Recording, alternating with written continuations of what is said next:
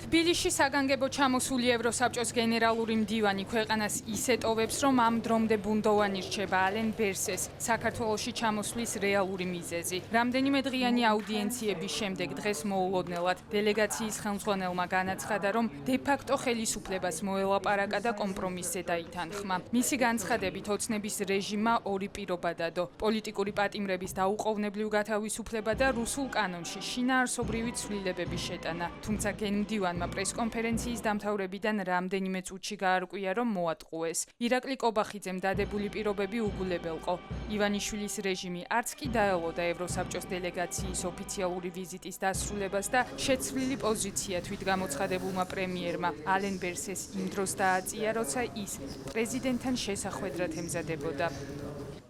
დიალოგი არის დემოკრატიის ქვაკუთხედი. მე მოუწოდებ საქართველოს მთავრობას, რომ თავი შეიკავოს ძალის არაპროპორციული გამოყენებისაგან, სწრაფად ჩაატაროს დამოუკიდებელი, გამჭვირვალე და ეფექტური გამოძიება და უზრუნველყოს, რომ ყველა პასუხისმგებელი პირი იქნას დასჯილი. გარდა ამისა, გაათავისუფლოს ადმინისტრაციული წესით დაკავებული ყველა ადამიანი. მე მივესალმები მთავრობის მიერ დადებულ პირობას, რომ ცვლილებებს შეიტანს კანონში საგარეო გავლენის გამჭვირვალეობის შესახებ და ჩვენ ახლა შევადგენთ სამუშაო ჯგუფს ქართველი და ევროპელი საბჭოს ექსპერტებისაგან. ჯერ ხონდა შედგეს დისკუსია.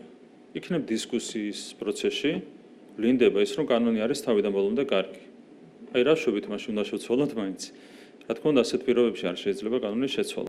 კობახიძის ბრიფინგამდე ევროსაბჭოს გენერალური მდივანი მხარეებს შორის დიალოგის დაწყების აუცილებლობაზეც საუბრობდა, თუმცა არალეგიტიმური მთავრობის მეთაურის მოსმენის შემდეგ სავარაუდოდ თავად ალენ ბერსეც მიხვდებოდა, რატომ არის აზრს მოკლებული იმ პოლიტიკურ ძალასთან დიალოგში შესვლა, რომლის სიტყვასაც არანაირი ფასი არ აქვს. პრეზიდენტთან აუდიენციის შემდეგ სალომე ზურაბიშვილმა გენერალური მდივნის პოზიცია დიალოგის დაწყებასა და გაურკვეველი კომისიის შექმნასთან დაკავშირებით გააკრიტიკა და გაუგებარი უწოდა.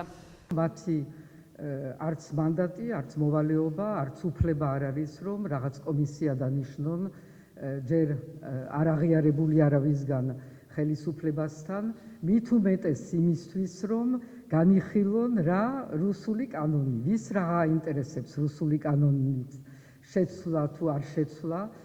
ეს არის ყველაზე კარგი მაგალითი იმისი, თუ როგორ იტყუება ეს ხელისუფლება წლების მანძილზე, რომ ხან მიმაქვს უკან, ხან მომაქვს წინ და ისევ უკან მიმაქვს და მე ეხლა რაღაცას ფორმალურად შევცვლი და ამითი გონიათ, რომ ვიღაცას მოხიბლავენ, შეიძლება ვიღაცა მოხიბლონ, მაგრამ ვერ მოხიბლავენ ამითი ვერც ქართულ ხალხს, ვერც ჩვენ პარტნიორებს. კოალიცია ცვლილებისთვის ლიდერი ნიკა გვარამია იყო პირველი, ვინც ღიად გააკრიტიკა ალენ ბერსეს მოწოდება არალეგიტიმურ ხელისუფლებასთან მოლაპარაკებების დაწყების თაობაზე. ნიკა გვარამიას განცხადებით ტერორისტებსა და საკუთარი მოსახლეობის მწამებელ ბანდასთან დიალოგის წარმოება განწირულია მარცხისთვის და ახალი არჩევნების ჩანიშვნის მოთხოვნა ერთადერთი უალტერნატივო საკითხია. ყველას მინდა შევახსენო, შარლ მიშელი 2 არ იქნება. ტერორისტებთან მოლაპარაკება არ შეიძლება, არც მოსალაპარაკებელი არამე. მხოლოდ ახალი არჩევნები, ნათქვამია და აღარ უნდა გადაიხედოს. ტყვეებით ვაჭრობა და რაღაც რეფორმებზე ლაპარაკი არალეგიტიმურ და ხალხის წამებაში მხილებულ კონსტიტუციური გადატრიალების მომწყობ ბანდასთან არ შეიძლება.